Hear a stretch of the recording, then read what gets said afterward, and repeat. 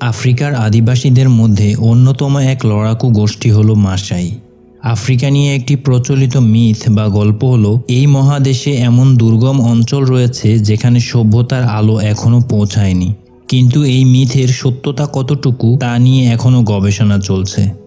তবে প্রচলিত প্রযুক্তিগত সভ্যতার সন্ধান পেয়েও আফ্রিকার মাসাই গোষ্ঠী এখনও আঁকড়ে ধরে রেখেছে তাদের নিজস্ব ঐতিহ্য এবং সংস্কৃতি। কেনিয়া এবং তানজানিয়ার বিশাল অংশ জুড়ে মাসাই গোষ্ঠীর বসবাস।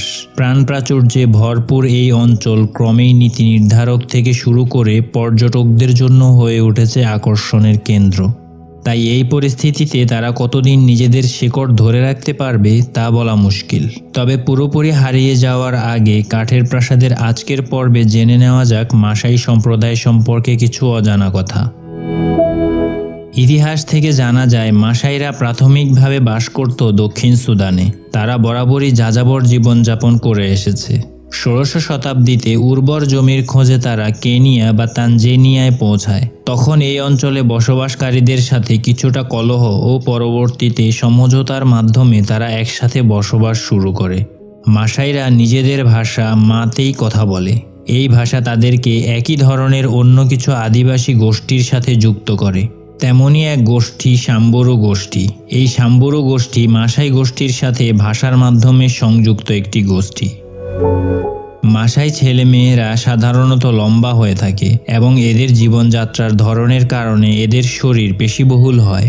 মাসাইদের মধ্যে মাথা ন্যাড়া করে রাখার প্রচলন আছে, কারণ মাসাইদের সবচেয়ে গুরুত্বপূর্ণ পরিচয় হচ্ছে তারা যোদ্ধা, আর যোদ্ধারাই কেবল বড় চুলের অধিকারী হন। মাসাই অধিবাসী গোষ্ঠী পুরুষতান্ত্রিক সমাজ ব্যবস্থা মেনে চলে, তবে মাসাই গোষ্ঠীতে নারীদের মধ্যে পুরুষের মতো বহুবিবাহের প্রচলন ছিল। তাদের আইন হিসেবে তারা বহু বছরের প্রচলিত মৌখিক আইন মেনে চলে। মৃত্যুদণ্ডের প্রচলন নেই তাদের সমাজে, তবে জরিমানার প্রচলন রয়েছে, আর এই জরিমানা দিতে হয় গৃহপালিত পশুর মাধ্যমে। মাসাইদের গ্রামকে বলা হয়ে থাকে মানাত্তা।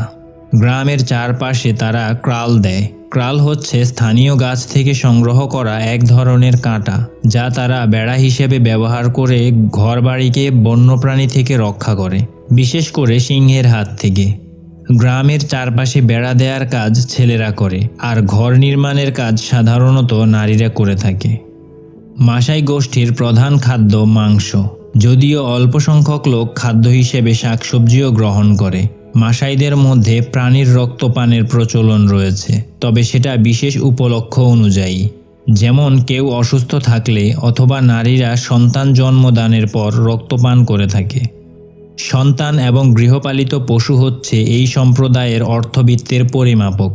যে যত বেশি সম্পদশালী, তার সন্তান এবং পালিত পশুর সংখ্যা ততটাই বেশি। তাই তাদের সমাজে জন্ম নিয়ন্ত্রণের কোনো প্রচলন নেই। বড় সংসার দেখাশোনার জন্য মূলত তারা বহুবিবাহ করে পুরনো বউকে নতুন সহকারী এনে দেয়। মাসাইরা এক স্রষ্টায় বিশ্বাসী। তাদের ঈশ্বরের নাম এনকাই, আর লাইবন নামে একজনকে তারা একাধারে ধর্মযাজক এবং সামাজিক অভিভাবক হিসেবে মান্য করে। এই গোষ্ঠীর সব অনুষ্ঠানেই নাচ গানের ব্যবস্থা থাকে, আর যাবতীয় আচার অনুষ্ঠান উদযাপিত হয় বৃষ্টিকে কেন্দ্র করে। মাসাই গোষ্ঠী আজও বিখ্যাত তাদের পুরনো সব ঐতিহ্য সংরক্ষণের জন্য, আর এটিই তাদের সবচেয়ে বড় প্রতিকূলতারও কারণ। বহু বছর ধরে বন্যপ্রাণী এবং মাসাইরা পাশাপাশি বাস করছে। মাসাই যোদ্ধাদের সিংহ হত্যার ঐতিহ্য রক্ষার ফলে এই অঞ্চলে সিংহের সংখ্যা কমে গেছে। মাসাই সম্প্রদায়ের শিক্ষার প্রতি ব্যাপক অনীহা তাদের কুসংস্কারাচ্ছন্ন করে রেখেছে। তাদের মধ্যে মেয়েদের সারকামসিশন বা যৌনাঙ্গ ছেদের চর্চা রয়েছে, যা এই অঞ্চলে নারী মৃত্যুহার বৃদ্ধির বড় কারণ। অশিক্ষার ফলস্বরূপ রোগবালাই, কুসংস্কার এবং উন্নত চিকিৎসা তাদের থেকে অনেক দূরে রয়েছে। মাসাই সম্প্রদায় বৈশ্বিক প্রযুক্তির কথা জানে, এমনকি জীবনের অনেক ক্ষেত্রে তারা প্রযুক্তি গ্রহণও করেছে, কিন্তু সব ক্ষেত্রে করেনি।